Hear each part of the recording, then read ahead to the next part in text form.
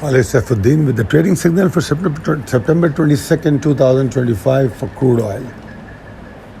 And we are going to discuss its scenarios, fundamental possibilities and technical both. I'm presenting here in the first slide about the production cost, so you can have a record and you can keep it with you and check it out. What is the real production cost, estimated production cost? Remember, these are average ranges within each region, and the costs vary a lot by field, depth, operator efficiency and technology, and it changes. But the current approximate production cost is given here with all details, country name. If I summarize my weekly report, I'll go for one by one with the different points. Number one, crude is set to trade headline driven and choppy next week, and the reason is inventory prints and OPEC flow signals provided the baseline, while escalating Russia-Ukraine attacks and China stockpiling. These are the major things we have to look into that. The inventory driven and the OPEC, and then what happening geopolitical situation, further defining it over top driving fundamentals of the market in next slide, which is again the same inventory data, the API and the EIA weekly report. These are the two major datas. And then OPEC meeting and their announcement, their supply and demand changes. These are also the major fundamental or the driving fundamental for the market. Geopolitical situation is always important. What is happening in different regions like Russia-Ukraine war and the Gulf state problems, if it is disrupting the supply of the crude oil, it also impacts the crude oil price. Then China strategic stockpiling, that increase demand and price both, and we have to keep a close eye on that, how China is doing the stockpiling. Are they continuing with the more buying, or their buying is declining? Macro and seasonal refinery patterns are also important. We have to check it out if the major refineries are going in maintenance, okay, because we have a maintenance schedule for refineries, which is a regular protocol for refineries. If it is happening, so the demand of crude oil goes down because of and they don't buy crude oil if the refinery is in maintenance. So supply demand imbalance creates because of this. If we discuss threat to price action, then upside threat, the same thing. Repeatedly, I'm saying the same thing. The geopolitical situation, Russian export, refining hub that which reduce export, then inventory data, API and EIA, then again China's purchasing of crude oil. All these basically the threat to take bulls up, price higher, whereas the downside threat are OPEC output addition. That's really usually it happens when OPEC increases its output. On the other, it is normal weakness in demand that also drag down the price.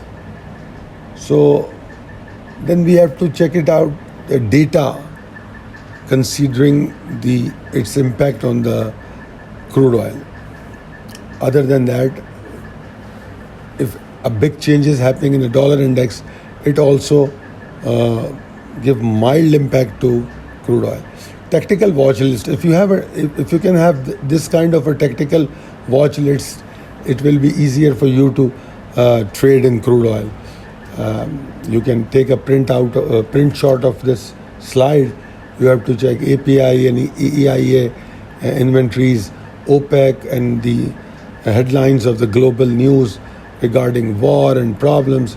So that these are the major procedures to follow for all crude traders. So again, bull scenario and bear scenario defined here, almost same.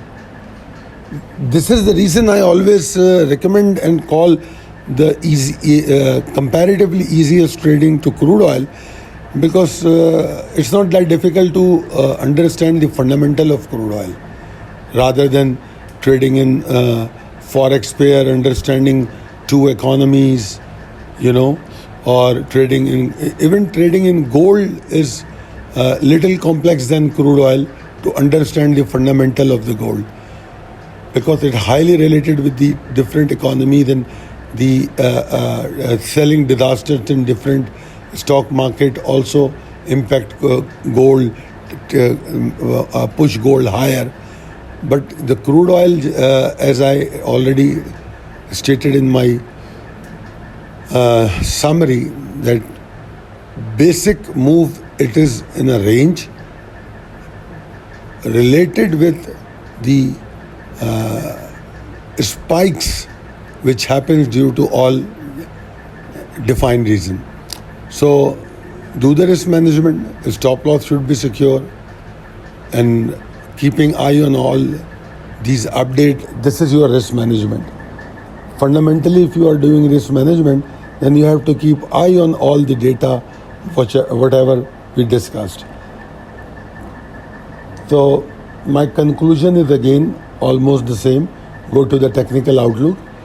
I believe for 22nd September, overall crude situation for the coming week point on bulls power, but we trade not only the long term, we do swing trades, we do short term intraday scalping also.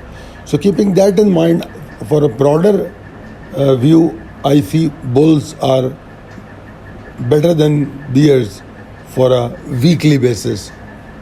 But if I look at the current position, I'm not recommending long, because currently it is more supporting bears.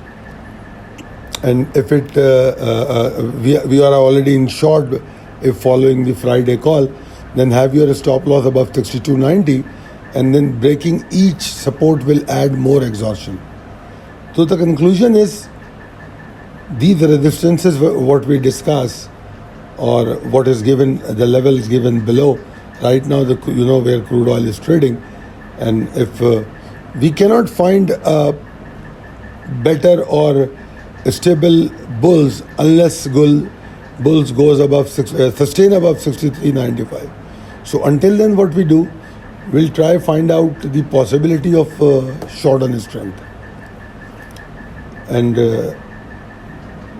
breaking more supports will further confirm the exhaustion in first two sessions of the coming week.